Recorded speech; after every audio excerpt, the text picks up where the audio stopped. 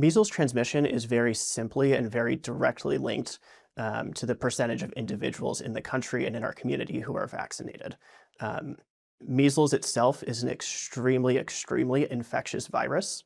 One individual with measles on average, will spread that infection to 17 other people in an unvaccinated population. And so we see as vaccination rates decline, we see transmission return. Hi, I'm Evan Shirey. I'm a pediatric infectious diseases physician at Penn State Health.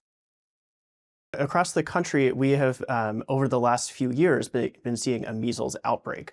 And this is certainly a new thing historically for us, in that since the 1960s, when the measles vaccine was first introduced, we have had sharply declining rates until 2000, when measles was actually fully eliminated from the country. And so we had over 2 decades without any measles transmission, and now over these last few years, unfortunately, we are seeing measles come back. I think there are a lot of contributing factors, and it is absolutely true that a big part of this is anti-vaccine sentiment, anti-vaccine communication that is being spread through social media, through news, through people in the political sphere. This is multifaceted, though. The other part of the issue that we run into is healthcare access, healthcare education, connecting people with good primary care services where they get all of their routine vaccinations. We are seeing measles spread across all age groups, across many different socioeconomic groups, across many areas of the country. So this is a very widespread, heterogeneous outbreak that we are seeing across the country and in our community.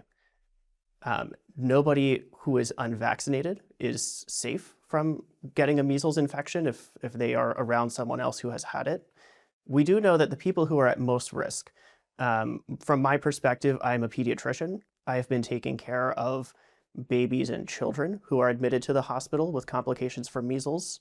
We know just from the larger data that the pediatric age group is at very high risk compared to the general population.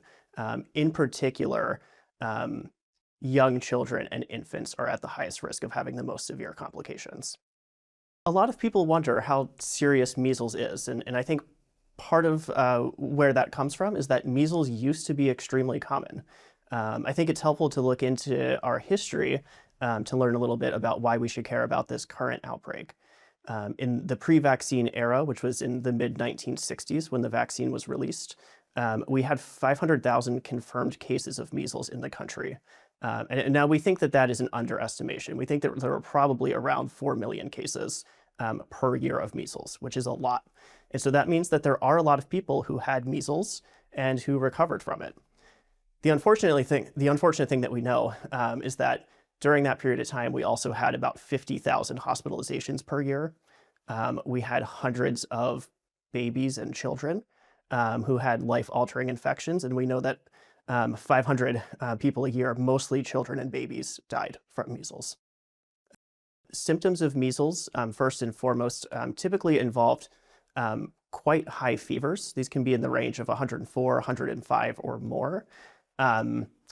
It's quite common for illness to start with that fever, to start with irritation or redness of the eyes, often some other typical cold symptoms like runny nose, congestion, and ulcers in the mouth. Those are often the first symptoms that we see, and those will typically persist for a few days.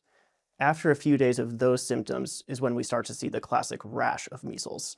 I was taught in medical school to picture the measles rash as if the child had spilled a bucket of red paint on their head. And so that means a bright red rash that starts on the top of the child's head and spreads down their body in that direction. So if you're worried that your child has measles, my first piece of advice is to give a phone call to your child's pediatrician.